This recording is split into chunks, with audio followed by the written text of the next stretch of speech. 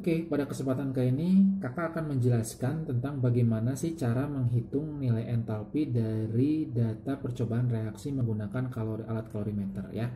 Ini ada NaOH dan HCl itu dilarutkan ke dalam suatu wadah ya, di mana masing-masing larutan NaOH dan HCl itu memiliki volume 50 dan 50 ya. Oke, setelah terjadi pencampuran, itu suhu kalorimeternya naik dari 29 derajat Celcius menjadi 35,5 derajat Celcius. Oke, maka dengan itu kita harus cari dulu, ingat kalau nilai entalpi, coba lihat ya. Nih.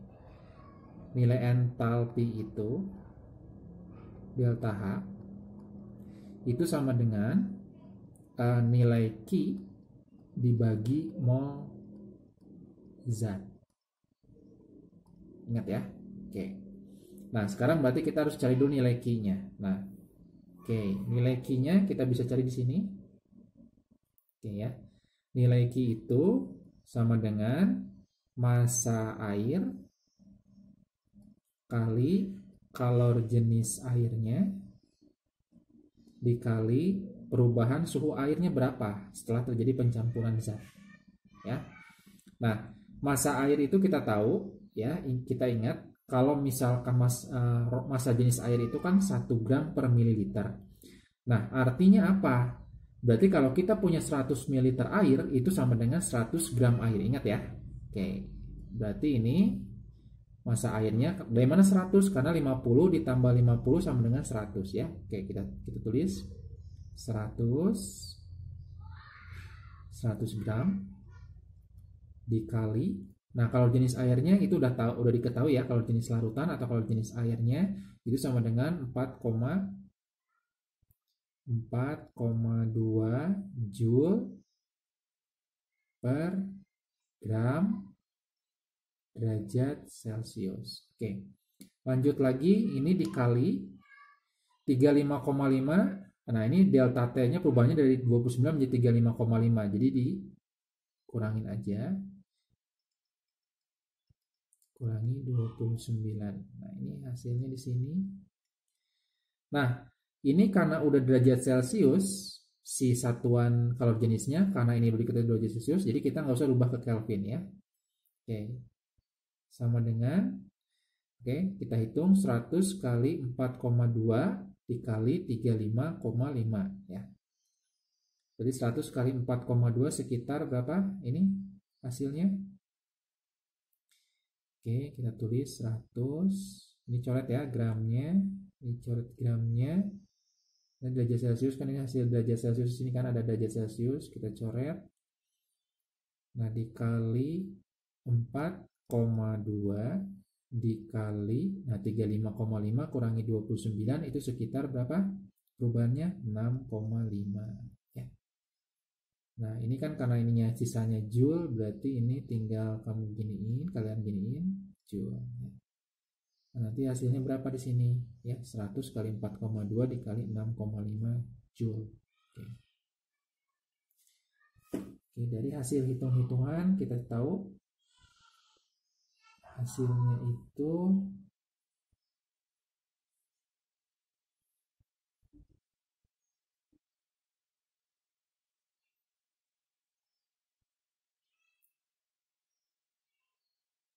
ya hasilnya 2730 Joule. Nah, kalau misalkan kalian di dalam option atau soalnya diinginkan kilojoule, kalian tinggal bagi aja dengan 1000 ya. Jadi sekitar 2730 per 1000 itu sama dengan 2,73 kilojoule. Nah, bagaimana cara mencari mol zatnya? Nah, oke. Mencari mol zatnya itu dengan cara reaksi stokiometri ya, teman-teman. Ya, di sini kita pakai garis dulu, ya garis pembatas. Nah, oke. Itu larutan apa sih yang akan dilarutkan? Nah, misalkan ini ada larutan NaOH. NaOH itu ditambah apa itu HCl ya. Nah, ini kan reaksinya seperti yang kita ketahui pelajaran kelas 10 stokiometri itu jadi apa nih? Jadi NaCl ditambah H2O. Oke. Nah, mula-mulanya, nah ini ada mula-mula, NaOH-nya berapa nih? Nah, untuk kita harus cari mol dulu masing-masing ya. Mol itu tinggal kalikan volume, ya. Ini tinggal kalikan volume dengan NaOH-nya, konsentrasinya ya. Jadi 50 kali 1 molar itu jadi berapa?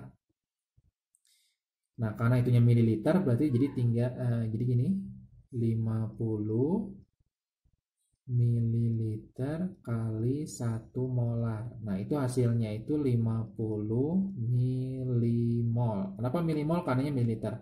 Boleh gak milimol? Ya, nanti kita konversi aja. Kalau pengen mol, nanti tinggal dibagi 1000 aja ya. Terus hasilnya juga sama ya. Sekitar 50 milimol. Nah, belum reaksi, ini belum ada. Nah, pada saat bereaksi, nah, karena ini dua-duanya sama, berarti habis bereaksi ya. Ini kita ambil 50 milimol juga. Ini juga 50 milimol. Nah, di sini 50 milimol karena 1:1 ya. Milimol juga. Oke. Milimol ini juga sama ya. Oke. Karena kita pengennya nggak usah semuanya aja. Ini sisanya berarti ini habis, ini sisa 50 milimol. Nah, ini kita pakainya ini karena NaCl ini terbentuk pada saat reaksi antara 50 ml NaOH dan HCl 50 ml HCl 1 molar ya. Jadi kita dapat 50 milimol. Nah, berarti mol zatnya berapa? Mol zat itu sama dengan 50 milimol dibagi 1000 ya. Karena kan kita pengen dirubah ke mol. Ini coret, ini coret. Jadi sekitar 0,05 mol ya. Nah, nanti ini masukin ke sini. Nah, molnya ya. Kita udah punya ini, kita udah punya ini. Ya. Oke, kita udah punya Q-nya, kita udah punya molnya. Nah, tinggal kita masukin ke sini. Nah, ya, Q-nya berapa? 2,73 kilojoule dibagi berapa? 0,05 mol. Nah, jadi berapa nih? Ya, tinggal kalian hitung. Oke. Dibagi 0,05. Jadi hasilnya 54,6 ya. Jadi hasilnya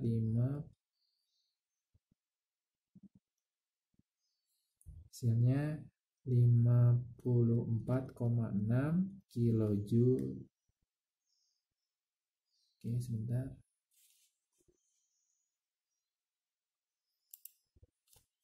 Oke, ini kilojoule per mol. Nah, ini hasilnya ya. Oke, itu hasil akhir 54,6 kilojoule.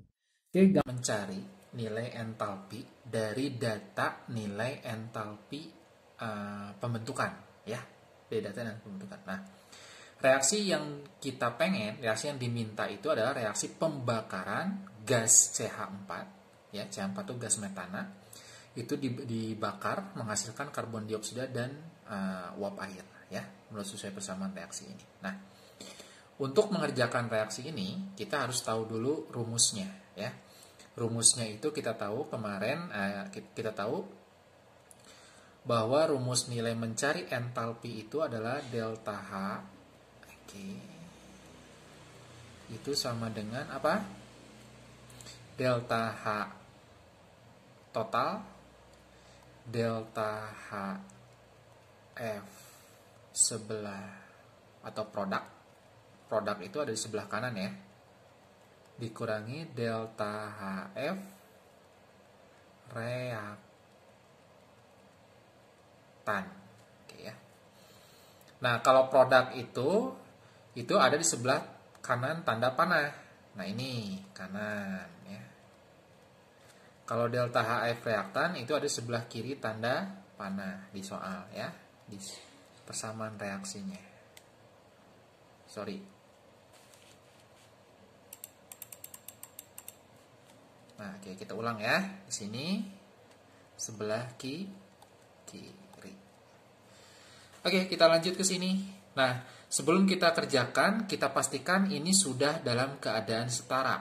Misalkan CH4 tambah O2, CO2. Lihat, C di kiri ada 1, di kanan ada 1. H di kiri ada 4, di sini ada 2. Berarti ini udah dikalikan 2 ya, berarti udah 4. O di kiri ada 4. O di kanan ada 4 juga sama ya. Ini kan 2 kali 1, 2. Ini ada 2. 2 tambah 2 itu jadi hasilnya 4. Oke, kita lanjut ya.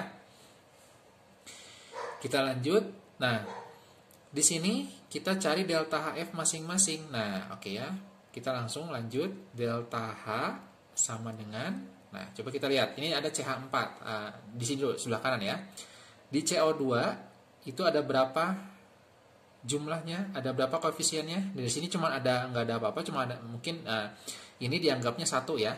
Nah, karena ini dianggapnya 1, berarti ini CO2. Oke, karena kita tahu bahwa ini delta H itu kan delta HF produk kanan dikurangi kiri. Nah, kalau kakak sih lebih enaknya dibuat kayak tabel gitu ya. Nah, kita buat tabel.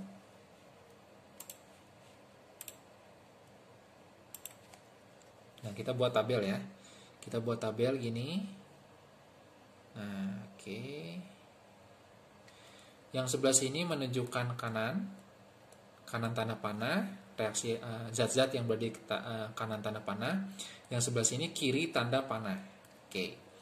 Nah, yang sebelah kanan tanda panah itu ada apa aja? Ada CO2 dan 2H2O. Oke. Kita tulis 1 CO2. Nah, berarti 1 dikali nilai delta HF CO2 yang ada di soal. Berapa nih? Minus 393, oke. Tulis minus 393,52. Ya. Terus apa lagi? Ada H2O. Oke, H2O tulis saja. Ada berapa? 2. Berarti tinggal dikalikan 2 kali nilai H2 itunya berapa? Min 2. Di sini ya, ada ya di sini nih. Oke, min 296,0. Oke, sekarang kita beralih ke kiri. Ke kiri itu ada apa aja sih? Ada CH4 ya. CH4-nya ada berapa? Ada 1. Di sini kan koefisiennya 1 ya. Berarti ini 1 CH4. Itu sama dengan 1 dikali berapa? Minus 79,3. Yang kedua adalah O2. Nah, di sini kan O2 nggak ada ya. Dan nilai delta HFO2 itu tidak ada, berarti dianggapnya 0 ya. Berarti hanya ini saja.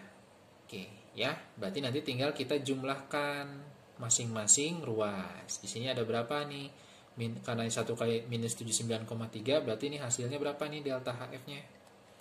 Delta HF kiri itu sama dengan minus 79,3 ya. Kalau yang kanan itu ketika dijumlahkan itu hasilnya delta HF itu sama dengan berapa? Minus 393,52 tambah 296,0. Ayo hitung ya. Berarti ini 52. Berarti ini berapa? 9, 18, 6. Minus 689,52. Berarti yang terakhir adalah kita cari delta H totalnya berapa. Ya tinggal masukin aja. Ini dikurangi ini ya. Minus 689,52 dikurangi minus 79,3. Oke, nah ya. Coba berapa nih hasilnya? Oke, kalian boleh hitung manual atau pakai kalkulator ya. 689.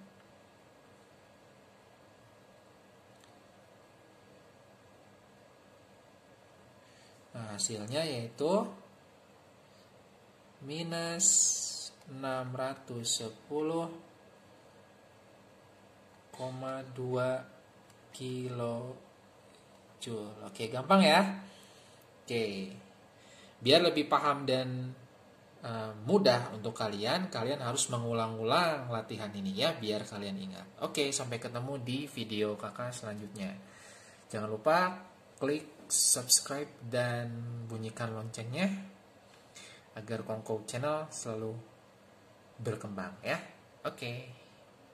Nah, di sini kakak akan menjelaskan bagaimana sih cara mencari nilai delta H reaksi ya dari data energi ikatan rata-ratanya. Ya, ini masih berhubungan dengan materi termokimia, oke? Nah, oke, di sini kita tulis dulu seperti biasa biar nggak lupa. Delta nilai rumusnya, delta H reaksi itu sama dengan gimana? Nah, jumlah energi pembentukan, ya kita tulis ini energi pembentukan dikurangi jumlah energi pemutusan ya. Pembentukan itu ada di sebelah kiri ya. Kalau pemutusan itu ada di sebelah kanan. Oke, ya maaf agak sedikit bergoyang. Kita lanjut ya. Nah, oke. Kiri sebelah sini ya. Nah, adik-adik harus pintar. Kalian harus pintar untuk membuat ikatan kovalen setiap senyawa di sini ya. Nah, misalkan kayak gini nih, ada CH4. CH4 berarti ini yang kiri dulu ya. Kita buat dulu C, ikatannya H. Nah, ini adik-adik kalian harus ingat ya, dengan materi ikatan kovalen yang membuat struktur Lewis itu ya. Oke. Cl2 berarti gini. Nah, menjadi CHCl3 C H Oke, H Cl gitu ya. Dan itu 23 Cl ya, tambah H Cl. Nah, setiap koefisiennya udah sama ya, udah nggak usah disetarain lagi karena jumlahnya udah sama. Berarti kita langsung. Nah, energi pembentukan kiri sama kanan. Nah, seperti biasa kalau kakak tuh sukanya dibuat tabel. Cuman ini tabelnya kiri.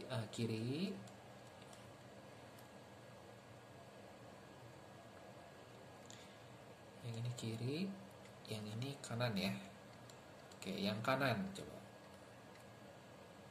Nah, coba lihat kita yang kanan apa aja. Yang kanan zatnya apa aja nih? Ada ikatan CH-nya ada T3 ya. Ada ikatan 3 ikatan CH. Terus ada apa lagi? Satu ikatan C, Cl sama satu ikatan HCl. Oke, masukin ya angkanya ya. CH itu berapa di sini di data? 415 kJ.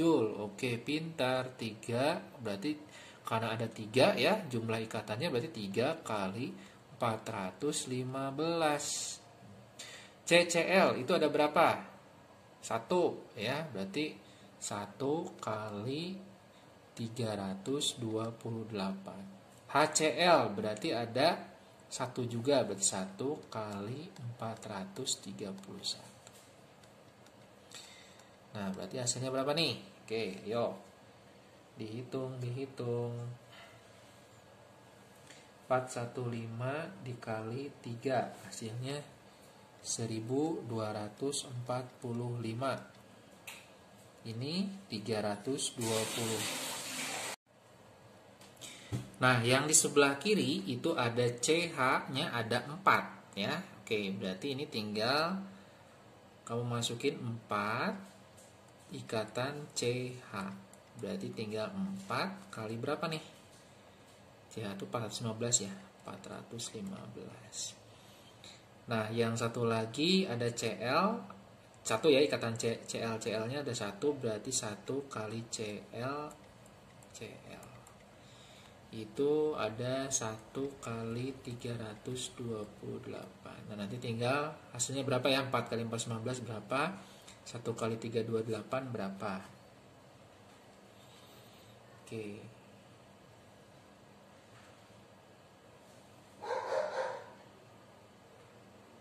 Oke, ini hasil. Nah, ini hasilnya ada 1660 tambah 328. Jadi 1988 ya.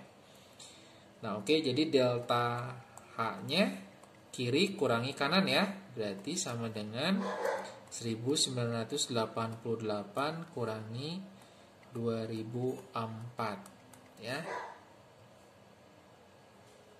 Itu hasilnya sekitar negatif 16 kilojoule ya. Mohon maaf ini karena space-nya kecil ya, jadi agak rempet-rempet. Jadi hasilnya ini ya. Oke. Gampang kan? Oke. Nah, silakan kalian mencoba untuk berlatih sendiri di rumah masing-masing ya. Oke. Selamat mencoba.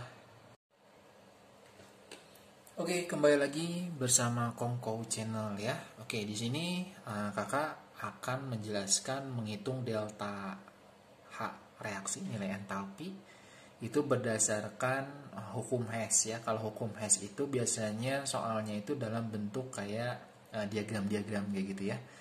Nah, ini ada diagram reaksi ya. Nah, oke. Oke, dan diagram reaksi. Diagram tingkat energinya seperti ini, dibuat dengan diagram. Nah, kita lihat ya di sini ada reaksi antara karbon dan oksigen ya, menghasilkan 2 tahap menjadi karbon monoksida tambah gas oksigen dulu, langsung menghasilkan gas karbon dioksida. Nah, bagaimana sih cara mencari nilai entalpi standar pembentukan gas karbon dioksida? Nah, kalian tinggal gini aja. Di sini kan ada tanda panah nih. Yang ditanya adalah delta H1. Oke, kita tulis aja di sini delta H1. Nah, delta H1-nya itu adalah, lihat, yang menyusun delta H1 itu adalah delta H2 dan delta H3.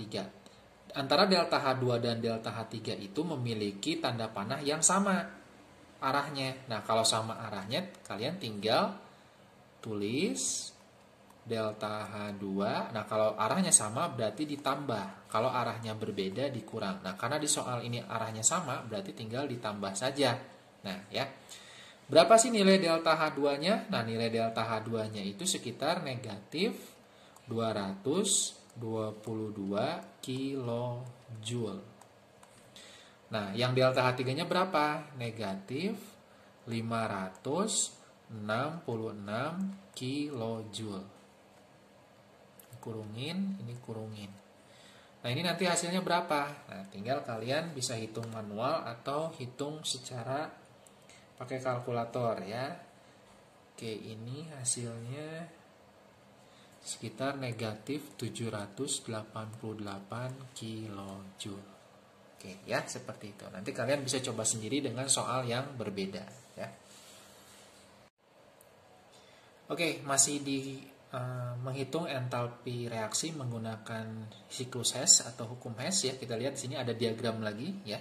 Kalau tadi kan diagramnya pakai diagram yang XY ya. Nah, sekarang ini diagramnya dari ke bentuk gambar siklus ya, dalam bentuk siklus. Nah, coba kita lihat di sini ya. Kita lihat di sini. Nah, kita harus fokus terhadap nilai ini. Apa sih namanya?